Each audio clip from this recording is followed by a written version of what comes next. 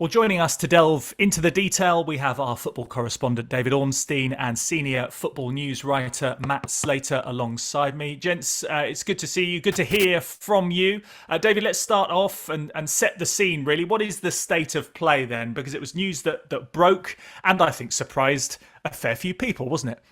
Yeah, it's caused quite an impact. And it's no surprise because when a story of this nature comes up in any circumstance to do with the Premier League, a big club, it's significant. But Liverpool in their own right are enormous. And FSG have overseen such a period of success that many people would imagine it would go on for a lot longer. And especially with the Premier League being in the situation and the status that it is now, with potential for further growth.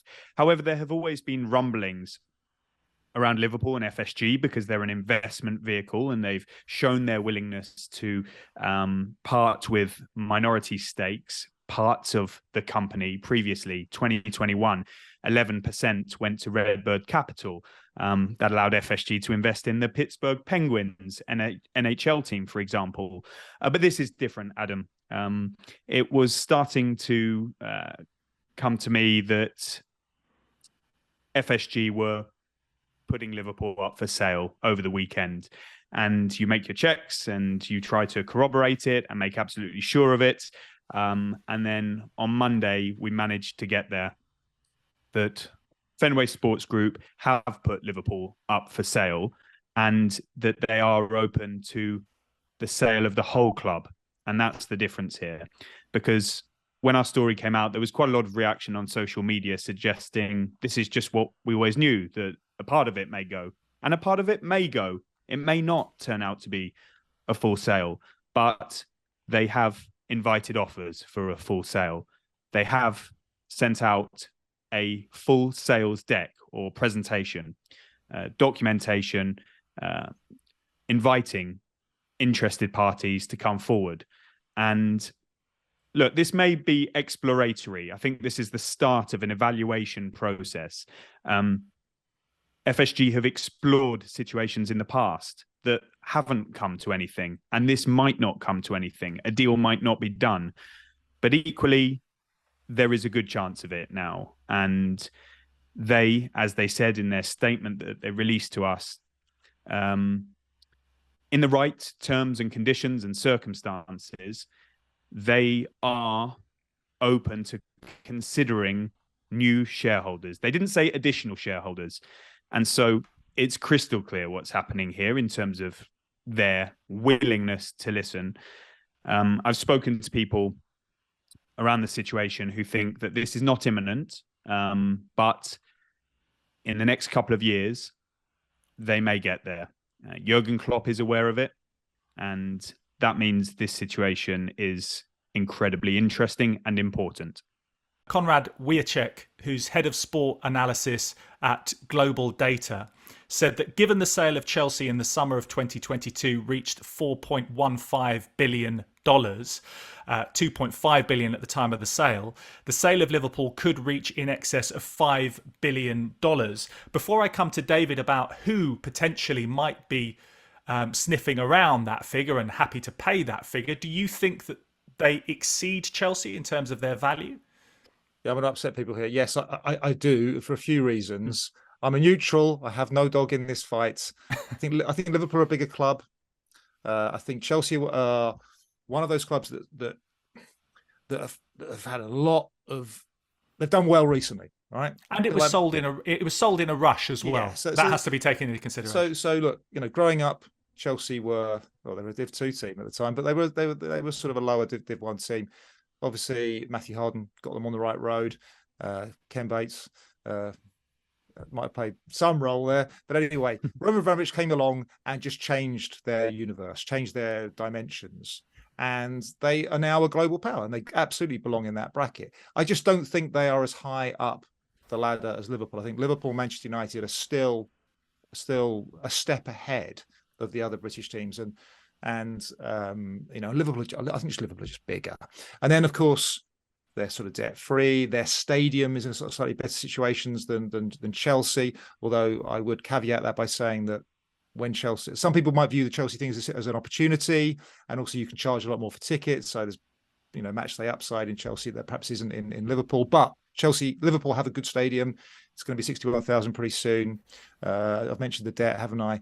I just think they're just a little bit bigger. So look, well done, Conrad, for having a crack at it first. Forbes do it, other people do it. There's all sorts of formulas, secret sources for working these things out, multiples of revenue and which bits you put in, which bits you take out, social media followings, all sorts.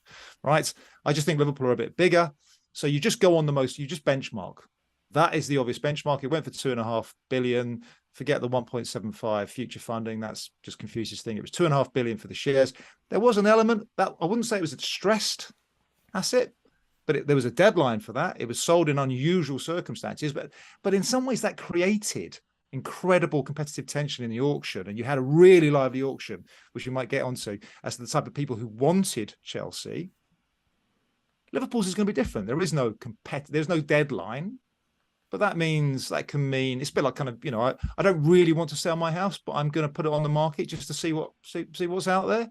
So it's going to have a different vibe, this one. I just think, yes, they're worth more. How much more? Who knows? Yeah, we shall see.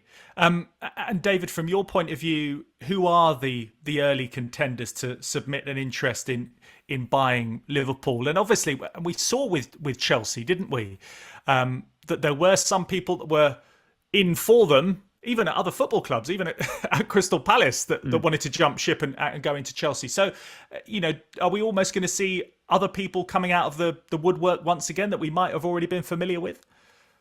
Yeah, a couple of things on this first that I'll just pick up from what Matt was saying.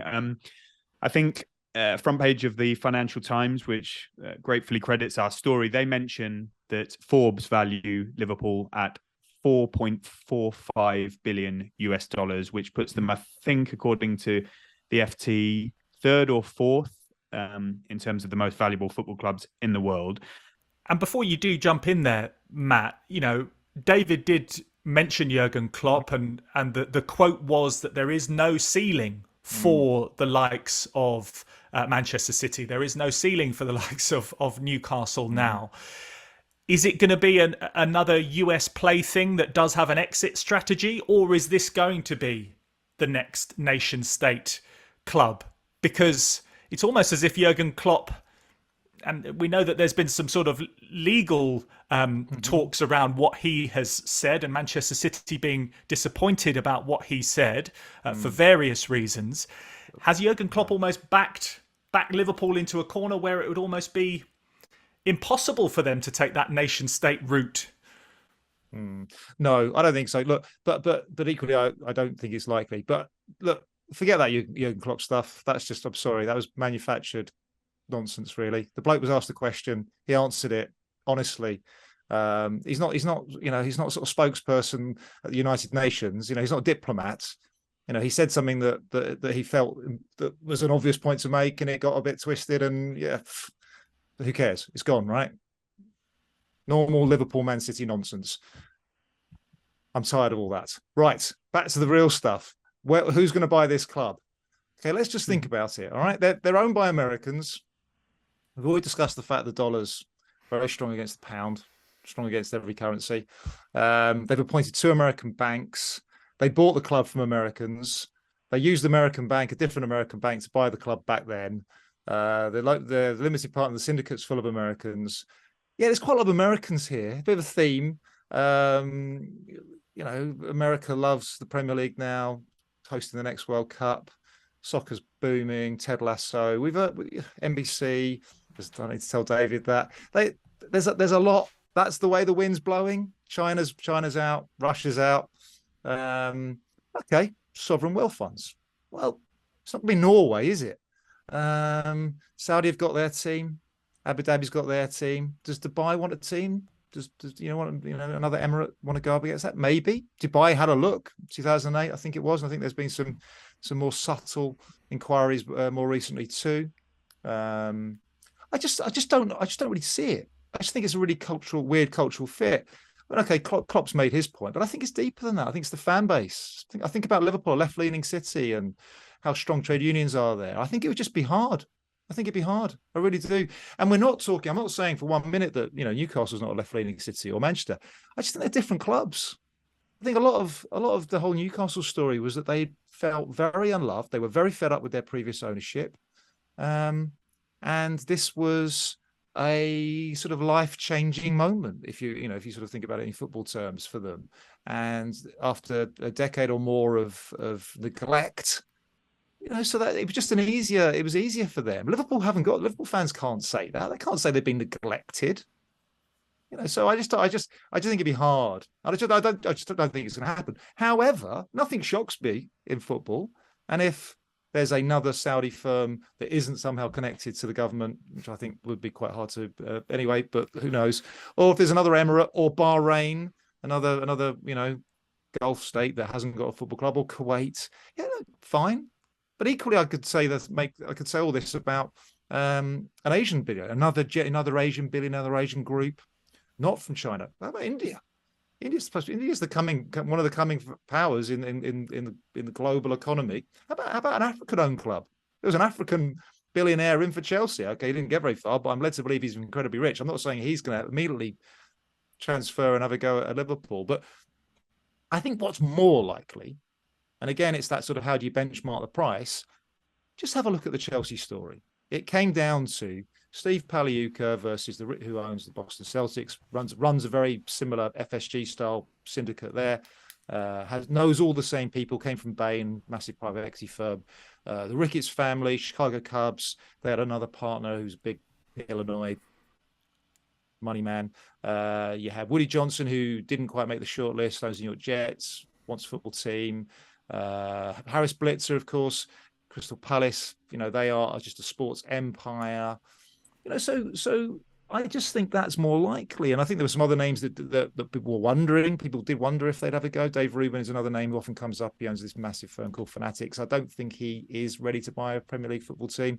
And there are some others. There are some other really big names. You in the next few weeks, there'll be some proper masters of the universe linked with this club. We shall see.